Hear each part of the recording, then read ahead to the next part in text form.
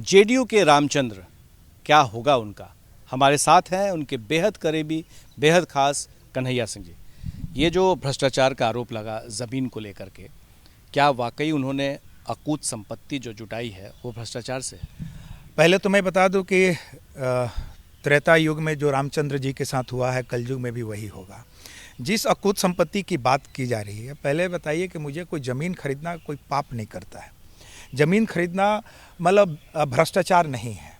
आदमी को किसी भी व्यक्ति के निजी ज़रूरतें के बाद जो भी पैसा बचता है तो सोचता है कि ज़मीन खरीद ले।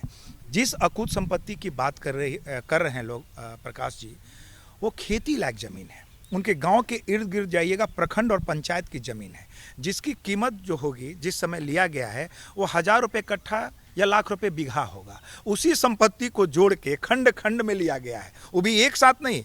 सोचिए, लोग कहते हैं इतने बड़े नेता आईएएस रह चुके हैं, ब्यूरोक्रेट्स रह चुके हैं, प्रिंसिपल सेक्रेटरी रह चुके हैं, माननीय मुख्यमंत्री जी के साथ 25 साल रहे हैं, और 20 बीघा जिसको लेने में या 30 बीघा लेने में इतने साल लग गए। ये तो हास्यास्पद बात है।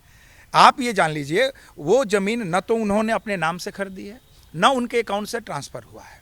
ये संपत्ति, ये ज़मीन उनके दोनों बेटी या धर्मपत्नी के नाम से है, जो कि ऑलरेडी डिक्लेयर्ड है इनकम टैक्स डिपार्टमेंट। लेकिन उनकी बेटी लिपि सिंह जो आईपीएस अफसर हैं, तेज़ तर्रार मानी जाती हैं, सिंघम के नाम से, लेडी सिंघम के नाम से जाना जाता है, अब वो इस विवाद में आ गई। आपको लगता है कि इसका नुकसान होगा? मुझे लगता है कि लिपि सिंह जो युवाओं की प्रेरणा स्रोत हैं, उनको नहीं लगता है कि कहीं से भी इस पे आँच आने वाला है, क्योंकि उन्होंने ऑलरेडी इसको उन्होंने डिक्लेयर कर चुका है कि मेरे हिस्से में इतनी ज़मीन के टुकड़े हैं, इतने एकड़ ज़मीन है। और मुझे जो जानकारी है कि पर ईयर उनको जो मिलता है 10 लाख रुपया शायद कृषि से आता भी है, तो डेफिनेटली वो ऑलरेडी सब चीज़ डिक्लेयर कर चुके होंगे। एफिडेविट में भी कहा जा रहा है कि नाम की ज़मीनों के बारे में जिक्र नहीं किया। देखिए, मुझे जो जानकारी है, आयोग के पास 16 में जो उन्होंने अपडेविट किया है, उसके पहले ही उनकी धर्मपत्नी ज़मीन को अपने दोनों बेटियों के हिस्से में बांट दी है। तो आज मेरे फादर चुनाव लड़ते हैं, अपडेविट करते हैं, तो मेरे जो संपत्ति है उसको तो अपडेविट में लगाएंगे नहीं, अटैच करेंगे नहीं। तो रामचंद्र बाबू के नाम से कोई भी ज़मीन नहीं है, ना उनके अकाउंट से कोई। आखिर इस तरह का क्यों? क्या आपको लगता है इसके पीछे क्या राजनीति? राजनीतिक षड्यंत्र है। आप जान लीजिए कि आज रामचंद्र प्रसाद सिंह पिछड़े और अति पिछड़े के आवाज़ बन चुके हैं। उसके घबराहट में हमारी जो पार्टी जेडीयू पार्टी है ना, ये कालिदास का जो वृक्ष है ना, ये पॉलिटिकल कालिदास बन चुका है। जो इसका मजबूत तना होता है, जो स्ट्रीम होता है ना, उसी को ये लोग काटते हैं। तो ये कालिदास वाले लोग हैं। किसी भी पार्टी में कोई व्यक्ति है, रामचंद्र प्रसाद सिंह पिछले 25 साल से माननीय मुख्यमंत्री जी के साथ साये के साथ है, उनके छाया बनकर हैं। अब बताइए कि जो व्यक्ति उनके साये के साथ रहा, उस पर आप उंगली उठा रहे हो, तो कहीं ना कहीं इनडायरेक्टली हमारे माननीय मुख्यमंत्री जी के पे आप उंगली उठा रहे हैं। तो क्या ऐसा क्यों कर रहे हैं लोग? इससे क्या फ़ायदा होने वाला है उनको, जो लोग कर रहे हैं? और आपको लग रहा है कि इसके पीछे बहुत गहरी साजिश है? एक गहरी साजिश है कि कहीं ना कहीं पार्टी को कमज़ोर कर दिया जाए। जो लोग ने ये सोचे थे कि माननीय मुख्यमंत्री जी के जो पॉलिटिकल कैरियर है उसको समाप्त कर दिया जाए, कुछ लोग माननीय मुख्यमंत्री जी के पेट में जो दांत के ऑपरेशन कर रहे थे, जो ऑपरेट करके उसमें दांत देख रहे थे, तो उसमें दांत जो थे यही रामचंद्र बाबू हैं। तो उनके आज पेट को ऑपरेट करके माननीय रामचंद्र बाबू जैसे सशक्त नेता, कद्दावर नेता को कहीं ना कहीं वहाँ से निकालने की साजिश हो रही है। आपको लग रहा है कि एक बार जो आप भी थे उस पूरे कार्यक्रम में, या इधर बीच में शुरू ये हुआ था कि जैसे ही किसी कार्यक्रम में जा रहे थे रामचंद्र बाबू, तो नारा लगता था, बिहार का मुख्यमंत्री कैसा हो, आरसीपी सिंह जैसा हो, रामचंद्र सिंह जैसा हो। जब आप पॉलिटिकल दौरा पे जाते हैं ना, तो आपके साथ कार्यकर्ताओं का हुजूम होता है। उसमें से कुछ कार्यकर्ता आप में एक छवि देखता है। कहीं ना कहीं रामचंद्र बाबू में उन लोगों के लिए भविष्य में मुख्यमंत्री की छवि देखी होगी, इसीलिए उन्होंने लोगों ने हर्षोल्लास में लगाते हैं नारा कि मुख्यमंत्री कैसा हो, आरसीपी सिंह जैसा हो। तो इसमें उनका कोई दोष नहीं है। तो लेकिन वो भी लगता था ऐसा, बहुत खुश होते थे इस नारे से। नहीं, हमारे रामचंद्र प्रसाद सिंह हमेशा सारे सार्वजनिक पॉलिटिकल कोई भी सभा हो, उसमें उन्होंने क्लियर कर दिया है कि हमारे पार्टी के सर्वमान्य नेता माननीय मुख्यमंत्री श्री नीतीश कुमार जी हैं। नेता तो नीतीश कुमार है, लेकिन नारा तो आरसीपी सिंह के लिए लग रहा था। नहीं, उसमें छवि देखता है।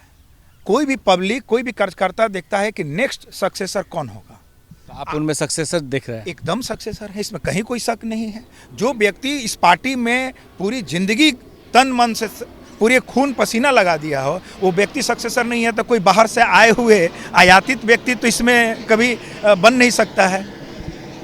जो लोग बाहर गए, माननीय मुख्यमंत्री जी को पता नहीं गाली दिए, क्या बोले, बहुत कुछ बोले, और उसके बाद आके क्या ये पार्टी का कार्यकर्ता कभी भी उनको एक्सेप्ट करेगा? कभी नहीं करेगा एक्सेप्ट। तो आपको लग रहा है कि नीतीश कुमार के बाद कौन होगा नेता, इसकी लड़ाई चल रही जेडीयू में? एकदम इसी की लड़ाई होती है। घर में जब आप देखते हैं घर का जो कोई बड़ा आदमी, जो मालिक बुजुर्ग हो जाता है, तो भाइयों में कंपटीशन होने लगता है कि हु विल बी नेक्स्ट।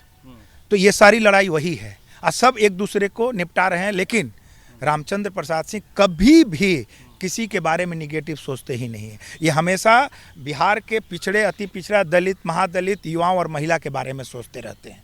उन्हीं के लिए ये दिन रात सोचते हैं। लेकिन नीतीश कुमार और आरसीपी सिंह के बीच में आखिर दूरी बढ़ी क्यों? क्या वजह? मुझे नहीं लगता है कि कहीं दूरी है। कोई बातचीत नहीं, कोई आना जाना नहीं। आप ही ने कहा कि साये की तरह साथ रहते थे, अचानक क्या हुआ जो वो साया, वो छाया सब गायब? ये इन बिटवीन दो बड़े नेता की बात है जो मैं नहीं जानता हूं। लेकिन मुझे लगता है कि माननीय मुख्यमंत्री जी सबसे ज़्यादा इस पार्टी में विश्वास किए होंगे तो रामचंद्र प्रसाद सिंह पे। आप देखिए, इन्होंने इन्हें राष्ट्रीय महासचिव बनाया, प्रधान महासचिव बनाया, 2 बार राज्यसभा भेजे, इन्होंने मंत्री, इनके कहने पे ही उन्होंने मंत्री बने, तो राष्ट्रीय अध्यक्ष बने। शायद ही कोई पार्टी का और कार्यकर्ता होगा जिसको इतनी सारी पद मिला होगा।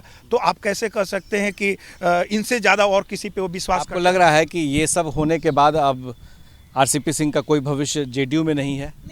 रामचंद्र प्रसाद सिंह का भविष्य जेडीयू में ही है। जेडीयू पार्टी किसी की बपौती नहीं है कि जब चाहे तब किसी को निकाल दे या रख ले, ये ऐसे नहीं चलता है। उनको ना, आपको यदि किसी के साथ वो लोग अननेसेसरी निकाल भी देते हैं किसी को, तो उनको ना पब्लिक के डोमेन में आना पड़ेगा, उनको जवाब देना पड़ेगा। उनके जेडीयू के कार्यकर्ताओं को जवाब देना पड़ेगा। लग रहा है कि ये सारी तैयारी हो रही है आरसीपी सिंह को निकालने की पार्टी से बाहर? मुझे नहीं लगता है कि उनको पार्टी से निकाल सकते हैं लोग, क्योंकि ये इसमें कुछ शकुनी लोग हैं, कुछ कालिदास हैं। जिस जेडीयू में है उसी को ये लोग उसके तना को काट रहे हैं। लेकिन मुझे नहीं लगता है कि रामचंद्र प्रसाद सिंह इतने मजबूत तना है, और ये लोग उनको काटेंगे ना तो पूरा पेड़ ही उखड़ जाएगा, जड़ के साथ उखड़ जाएगा। बीजेपी से नज़दीकी कहीं यही तो कारण नहीं बना है रामचंद्र बाबू के लिए? प्रकाश जी, बीजेपी से नज़दीकी तो सबकी है, जेडीयू पार्टी की है, कार्यकर्ताओं की है, नेता की है। आज इतने जो इन दिनों तो नीतीश की तेजस्वी से नज़दीकियां बढ़ रही हैं, लालू परिवार से नज़दीकियां आ रही है। बहुत सारे ऐसे मौके आए हैं जिसमें देखने को मिला। मुझे ऐसी जानकारी तो नहीं है, लेकिन हो सकता है कि लोग बोल रहे हैं कि नज़दीकियाँ बढ़ रही। लेकिन मैं बिहार की जनता और पब्लिक को मैं और बिहार के जेडीयू के कार्यकर्ताओं को ये बताना चाहता हूं कि हमारी पार्टी जो है वो बीजेपी के साथ मिल के चुनाव लड़ी थी, और 2025 तक के लिए हम लोग वोट मांगे। एक पोस्टर पे मेरी नज़र जा रही है। 12 जुलाई को वो ख़त्म हो चुका है, नरेंद्र मोदी का कार्यक्रम यहाँ पर था जो शताब्दी समारोह का, और अभी भी वो 2-2 पोस्टर लगा हुआ है। कहीं ऐसा तो नहीं लग रहा है कि विधानसभा में कुछ ऐसा होने वाला है, घटने वाला है, इधर से उधर कुछ होने वाला है? मुझे लगता है कि 2025 तक कुछ नहीं होने वाला है, क्योंकि बिहार की जनता जो है वो हमें जो वोट दी है, हमें जो समर्थन दिया है, वो 2025 तक हमारे माननीय मुख्यमंत्री श्री नीतीश कुमार जी मुख्यमंत्री रहेंगे, बीजेपी के साथ रहेंगे। राजनीति में कोई नहीं जानता है कब क्या होगा, किसी को नहीं पता है, क्योंकि यही वो जगह है जहां ना तो कोई दुश्मन सदैव रहता है और ना ही कोई दोस्त होता है। ये मैरिज ऑफ कन्वीनियंस है। इसे कहते हैं कि साथ किसी ख़ास मकसद से आते हैं फिर अलग हो जाते हैं। बिहार की राजनीति में जिस तरह की घटनाएं घट रही हैं, राजनीतिक गलियारों में चर्चाओं का दौर इसी तरह से चल रहा है। हमारे सहयोगी शैलेश के साथ प्रकाश कुमार, एबीपी न्यूज़, पटना।